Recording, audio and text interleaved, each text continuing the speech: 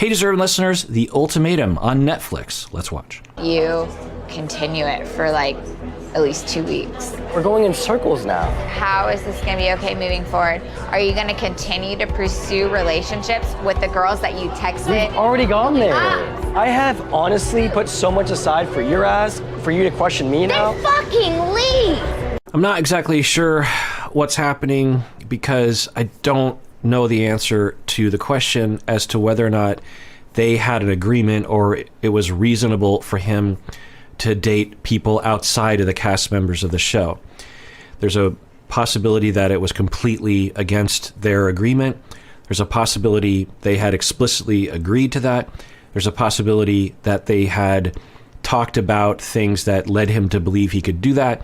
So I don't know what's happening. So a big part of what they're fighting about depends on if what he did was cheating or not. The other part of this is that he keeps, in a very arrogant way, particularly now when the friends are here, he's just like, look, I've already stated it. I did it for you. End of story. I don't know why we're talking about this anymore. And she, Madeline, and her friends are just like, oh my God, he just can't listen. He's just not listening. He's in his own world. And that's true.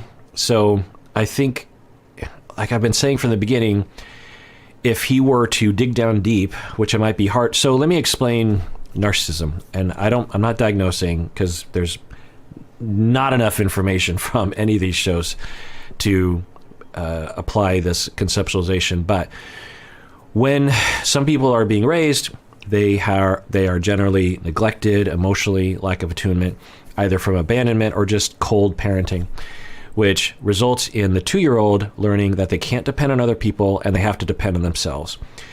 They are getting a message that they're not worth it, they're not worthy of attunement, and so they have a deep sense of inferiority. They defend against that by convincing themselves that they're superior and independent. They don't have emotions, they're above it all, other people are inferior to them. But deep down, they have the most deepest sense of inferiority you could ever imagine, depending on the degree of the neglect they went through.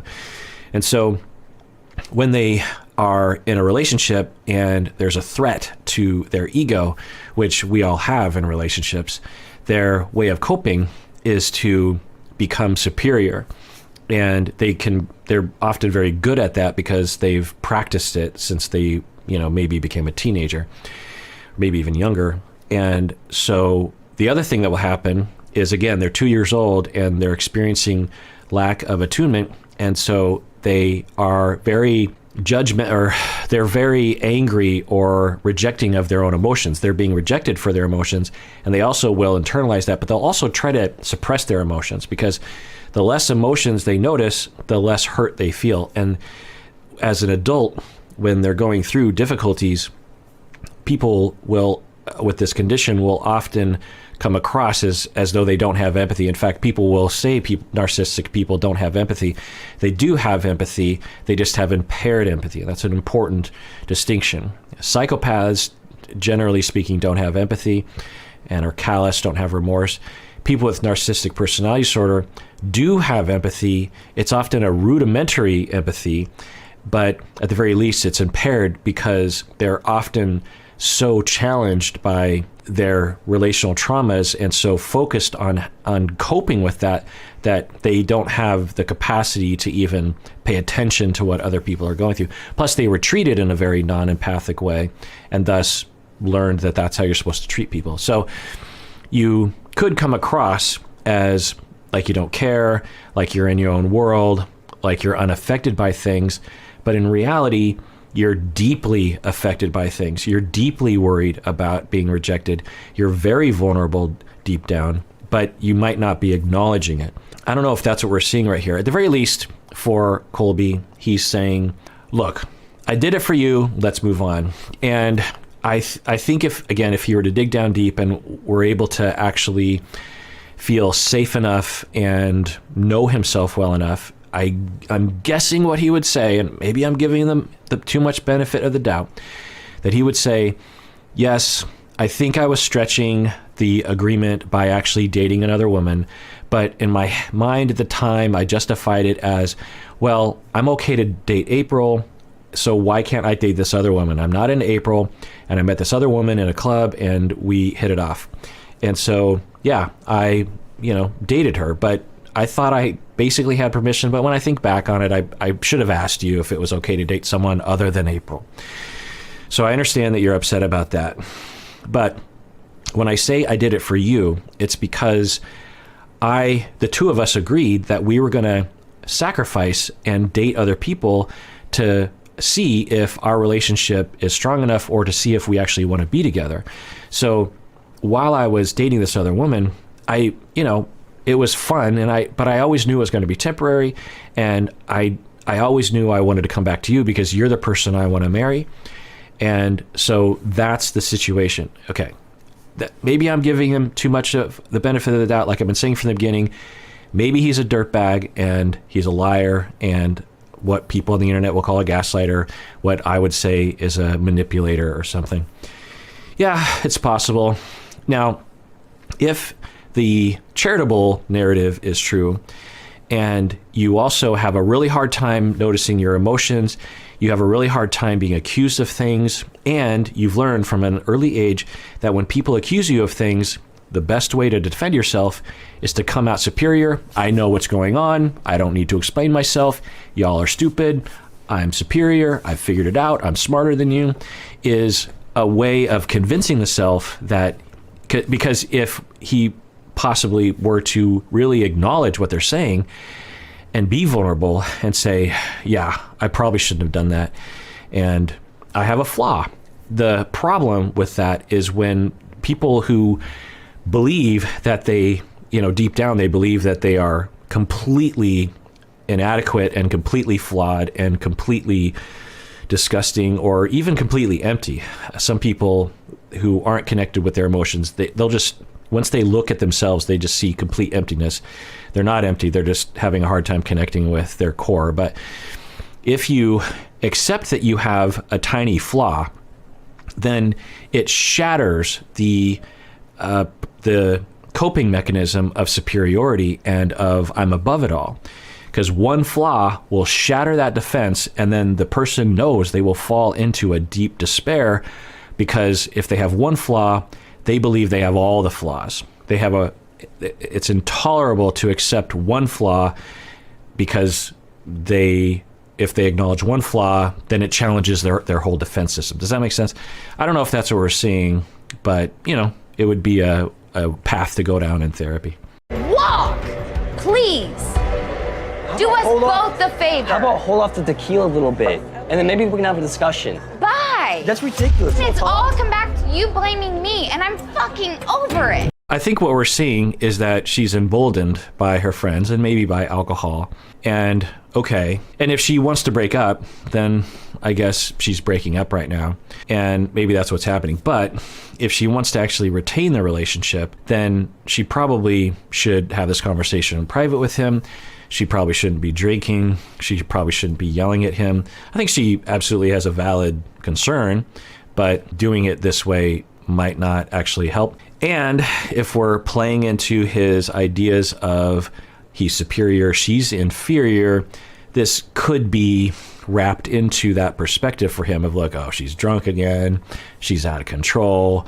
I'm above it all. I'll let her be hysterical and I'll walk away.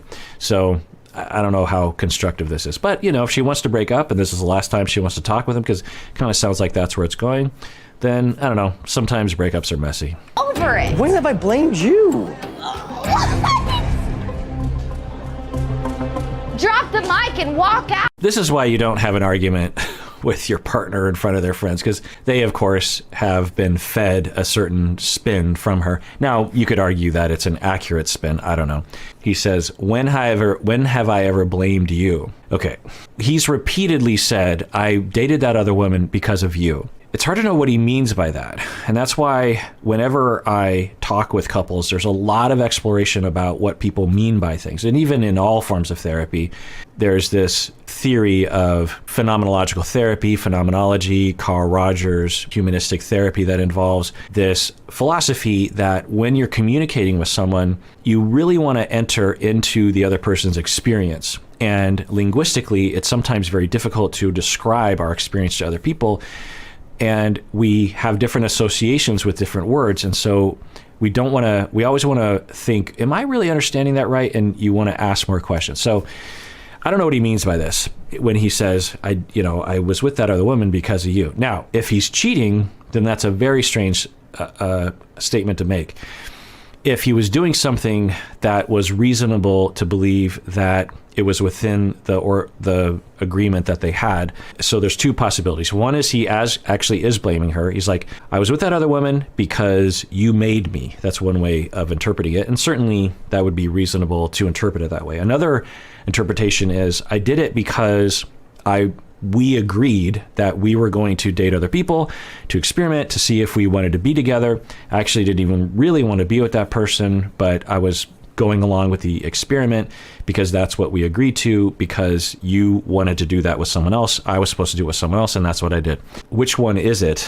And apparently the four of them are interpreting it as this whole time when he was saying, I did it because of you, he's blaming her for that. So now, I will say that the way he's wording it doesn't help with that evaluation, right? Doesn't help with, if he is being misinterpreted, it would be very easy to misinterpret him given the way that he's wording it. Now, there's a possibility I'm giving him way too much credit. I'm guessing that a lot of you are, given the emails that I've been getting about him, I'm guessing that I'm in the minority here, that most people are convinced that he is some sort of psychopath, and he could be, but I, as a therapist,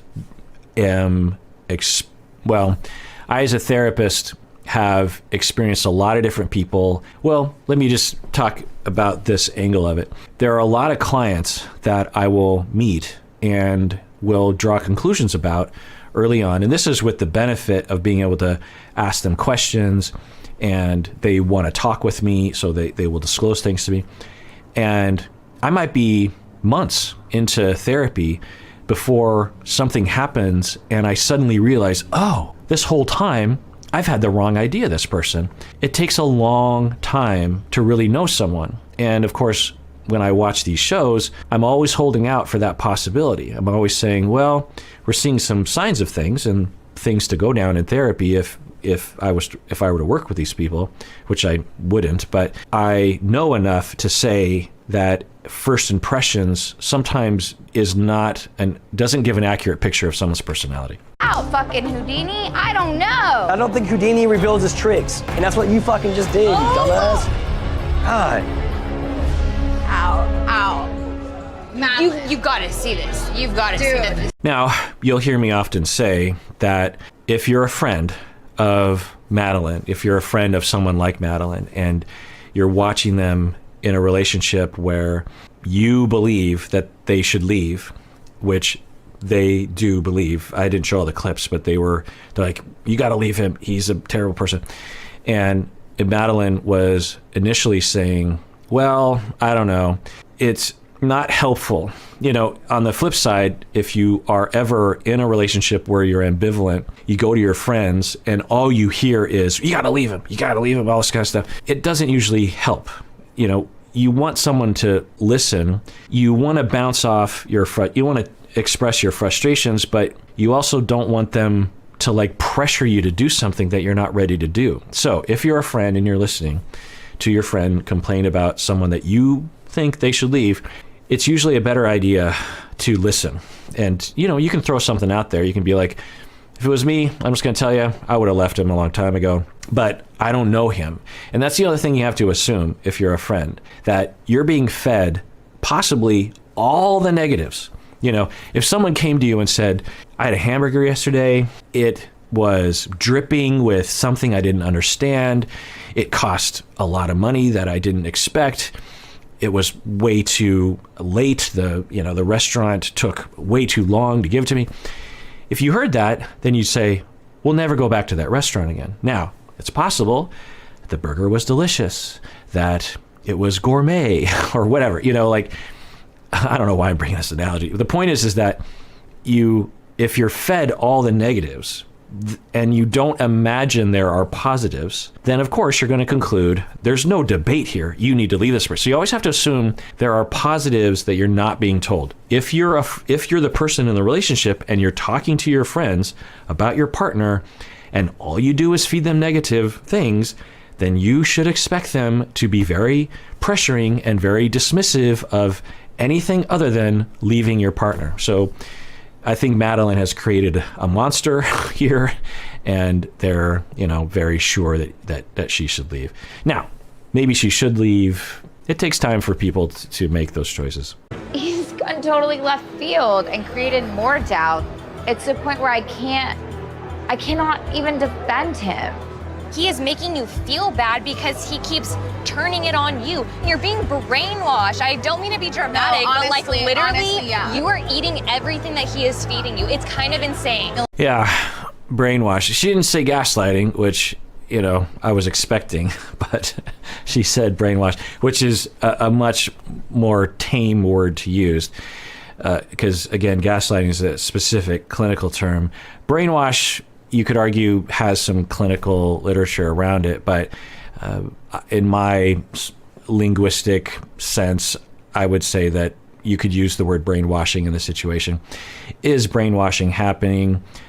I don't think so, because I don't think that Madeline has any doubt that she's not to blame. You know what I mean? I don't think she thinks she's to blame for him having a relationship with this other woman. So I don't think she's brainwashed. I think what she is she's ambivalent. She loves him. She's been in a relationship for a long time.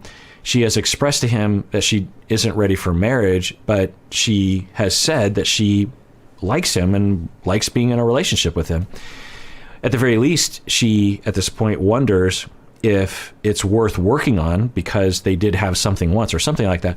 So I think what they're seeing is that she's brainwashed, when I think it's more likely that she's just ambivalent, which of course everyone would be in a situation like this. You're with someone for a long time, you have a couple fights, and other people see the fights and they're like, oh my God, that's terrible. And you're like, well, I don't know, there's pros and cons. And I think she's just ambivalent. I don't think she's brainwashed.